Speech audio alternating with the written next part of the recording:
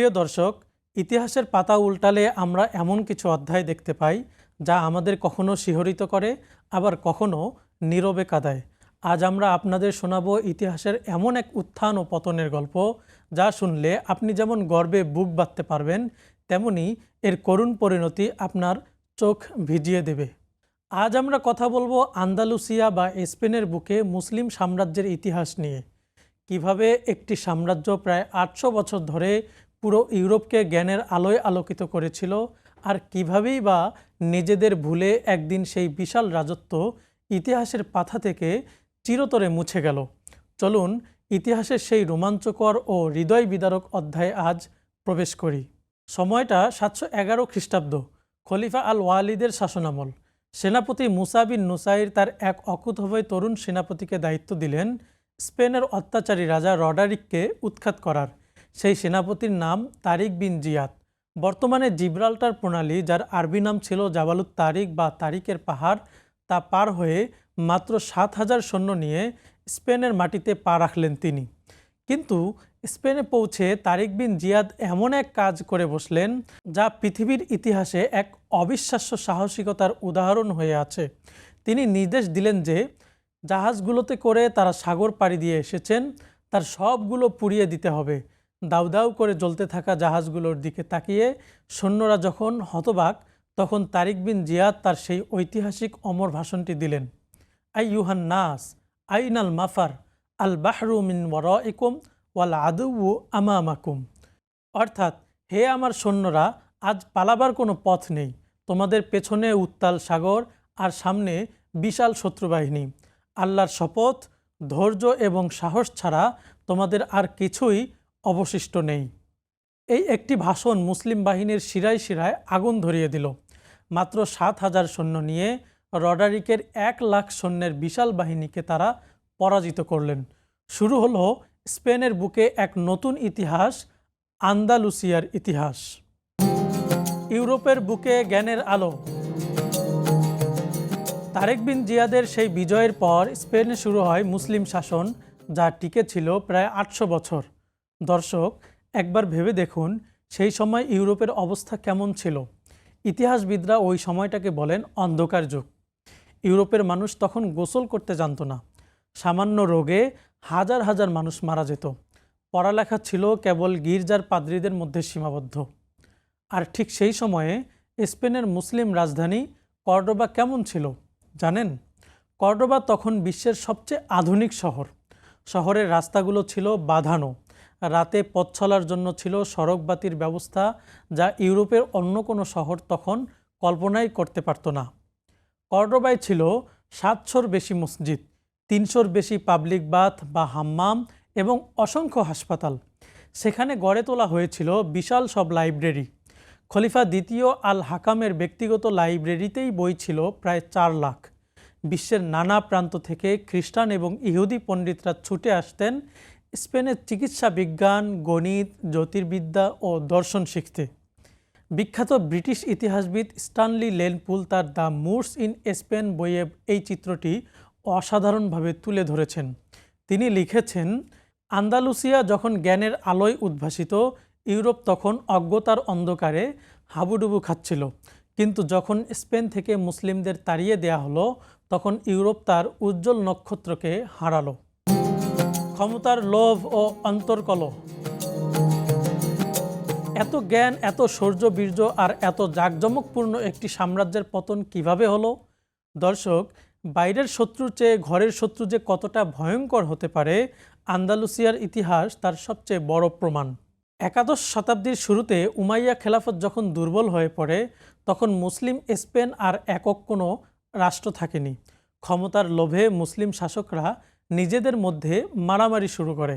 বিশাল Andalusia ভেঙে টুকরো টুকরো হয়ে প্রায় ৩৯টি ছোট ছোট খণ্ড রাষ্ট্রে পরিণত হয়।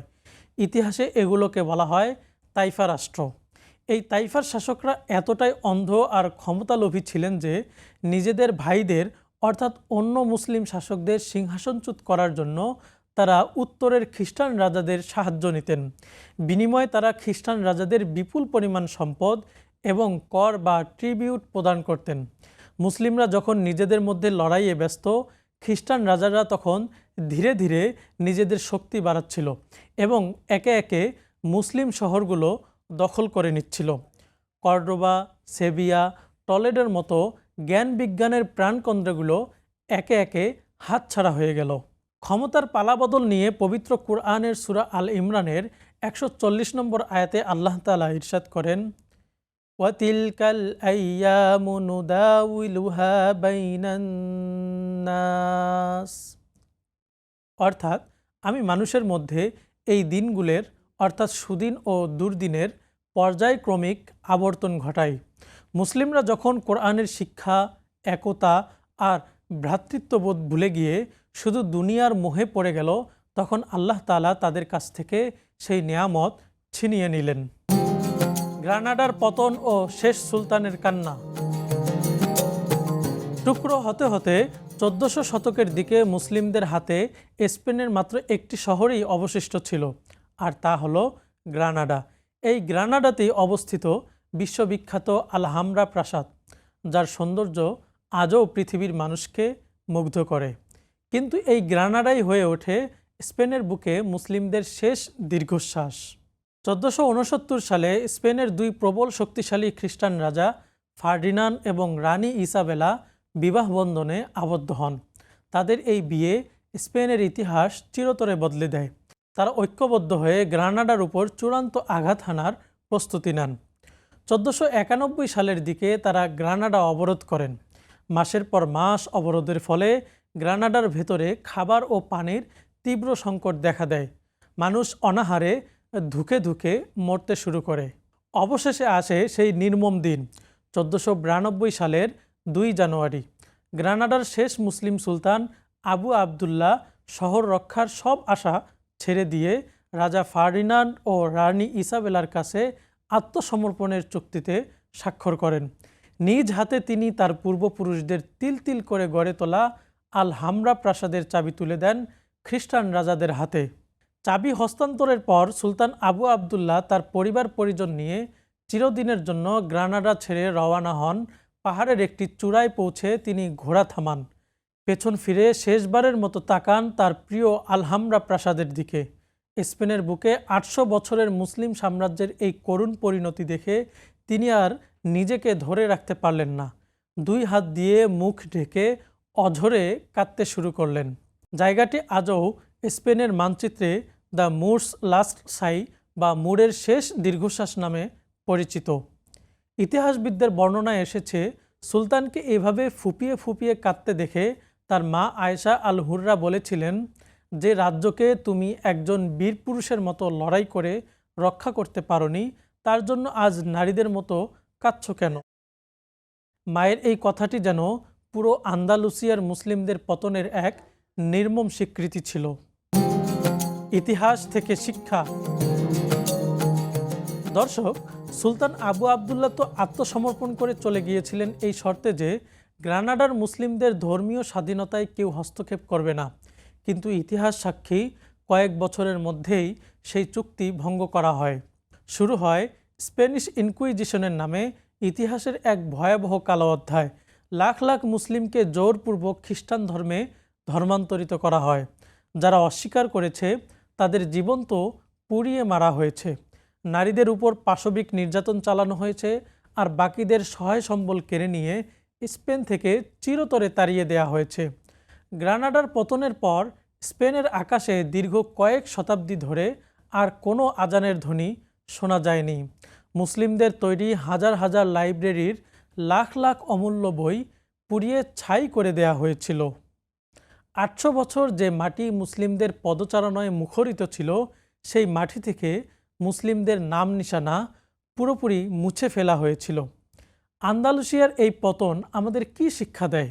এটি আমাদের চোখে আঙ্গুল দিয়ে দেখিয়ে দেয় যে যখন কোনো জাতি ঐক্য ভুলে নিজেদের মধ্যে দ্বন্দ্বে লিপ্ত হয়, ক্ষমতার লোভে ভাই ভাইয়ের বুকে ছুরি চালায় এবং শত্রুকে বন্ধু হিসেবে গ্রহণ করে, তখন তাদের পরিণতি গ্রানাডার শেষ সুলতানের মতোই হয়। ইতিহাস কাউকে ক্ষমা করে না। আজকের বিশ্বে আমরা যদি মুসলিম উম্মার দিকে তাকাই, তবে আন্দালুসিয়ার সেই তাইফা বা খণ্ড রাষ্ট্রগুলোর চেহারাই যেন বারবার ভেসে ওঠে। ইতিহাস থেকে শিক্ষা না নিলে ইতিহাসের পুনরাবৃত্তি হওয়াটাই স্বাভাবিক। দর্শক, আন্দালুসিয়ার এই করুণ ইতিহাস আমাদের শুধু কাঁদায় না, বরং আমাদের আত্মশুদ্ধি ও ঐক্যের প্রয়োজনীয়তার কথাও স্মরণ করিয়ে দেয়।